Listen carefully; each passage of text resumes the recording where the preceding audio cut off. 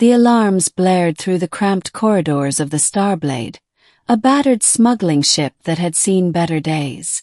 Captain Yarrick Voss slammed his fist against the control panel, silencing the klaxon. His co-pilot, a grizzled veteran named Tull, cursed under his breath as he wrestled with the ship's erratic thrusters. "We've got company," Tull growled, his eyes darting to the rearview scanner. 3 Imperial cruisers closing fast. Yarrick clenched his jaw. Of course they are. Because this job wasn't already a disaster. The mission had been simple.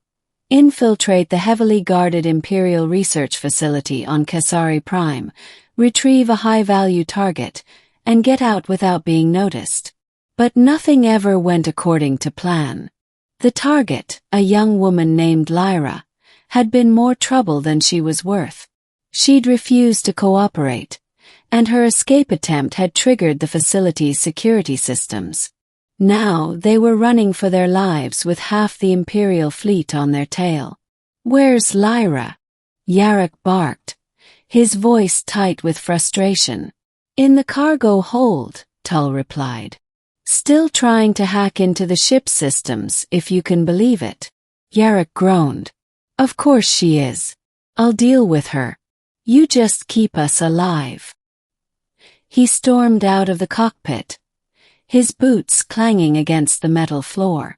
The Starblade shuddered as another volley of plasma fire streaked past the hull. Yarrick cursed again.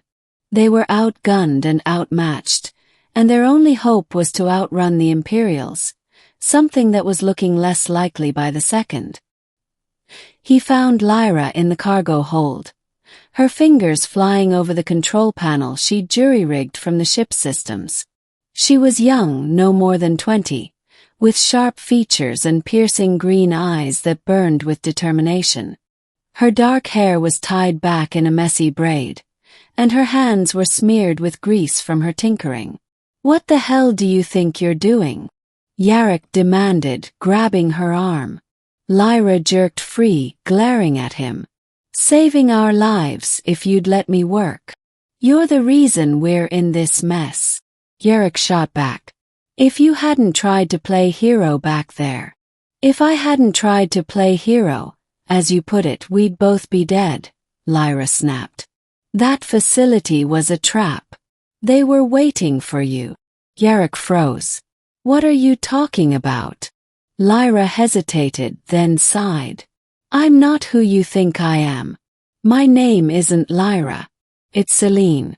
Celine Aranis." The name hit Yarrick like a punch to the gut.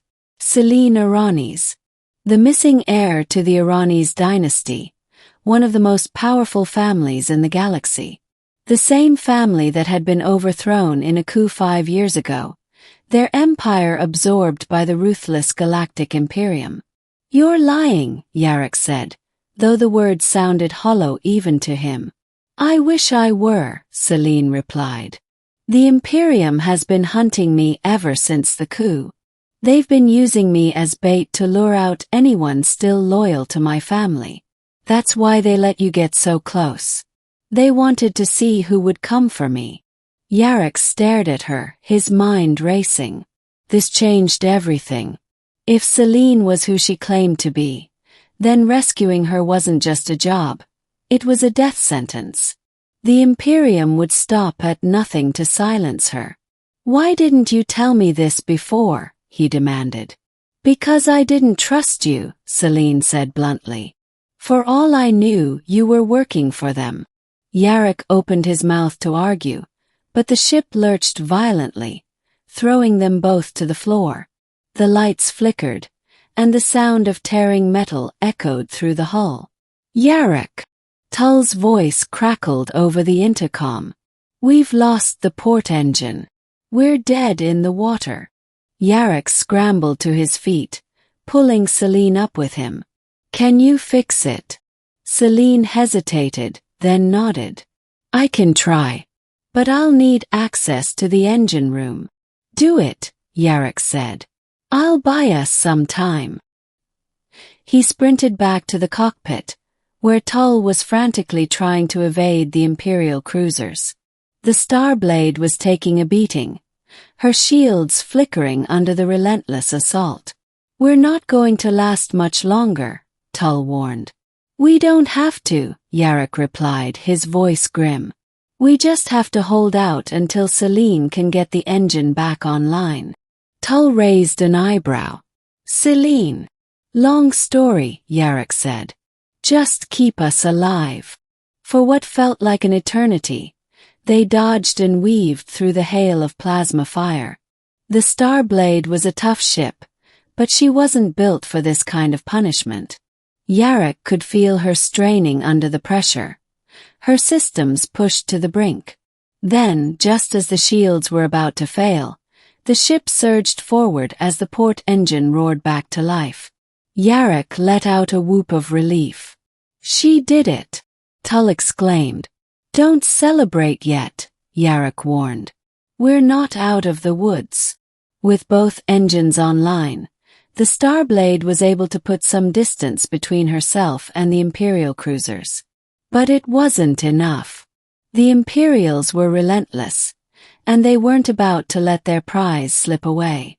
"We need a plan," Yarrick said, his mind racing.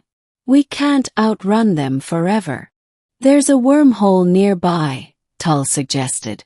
"If we can reach it, we might be able to lose them." Yarrick nodded. "Do it." The Starblade streaked toward the wormhole, the Imperial cruisers hot on her tail. The wormhole was unstable, a dangerous shortcut through space that most pilots avoided.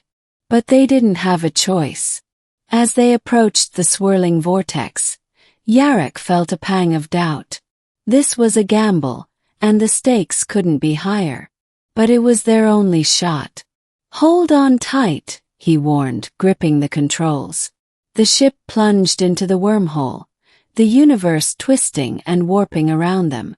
For a moment, everything was chaos, a maelstrom of light and sound that threatened to tear the ship apart. Then, just as suddenly as it had begun, the chaos subsided, and they emerged on the other side. Yarrick let out a breath he hadn't realized he was holding. "Did we lose them?" Tull checked the scanners. "For now. But they'll be back. They're not going to give up." Yarrick nodded, his mind already racing ahead. They had bought themselves some time, but they were still in danger. And Selene. Selene was a liability. A valuable one, but a liability nonetheless. He found her in the engine room, her hands still working furiously at the controls. She looked up as he entered, her expression unreadable. "We made it," she said, though there was no triumph in her voice. "For now," Yarrick replied. "But the Imperium isn't going to stop. They'll hunt us to the ends of the galaxy." Selene nodded. "I know." Yarrick hesitated, then took a step closer. "Why did you tell me who you are? You could have kept it a secret." Selene met his gaze, her green eyes steady. "Because I need your help. I can't do this alone." Yarrick frowned. "Do what?" "Take back my throne," Selene said, her voice firm. "The Imperium took everything from me. My family, my home, my future. I won't let them get away with it. But I can't do it alone. I need allies. I need you." Yarrick stared at her, his mind reeling. This was madness. She was asking him to go up against the most powerful force in the galaxy. But there was something in her eyes, a fire, a determination that he couldn't ignore. "You're asking a lot," he said slowly. "I know," Selene replied. "But I'm not asking for myself. I'm asking for everyone who's suffered under the Imperium's rule. Together we can make a difference. We can change the galaxy."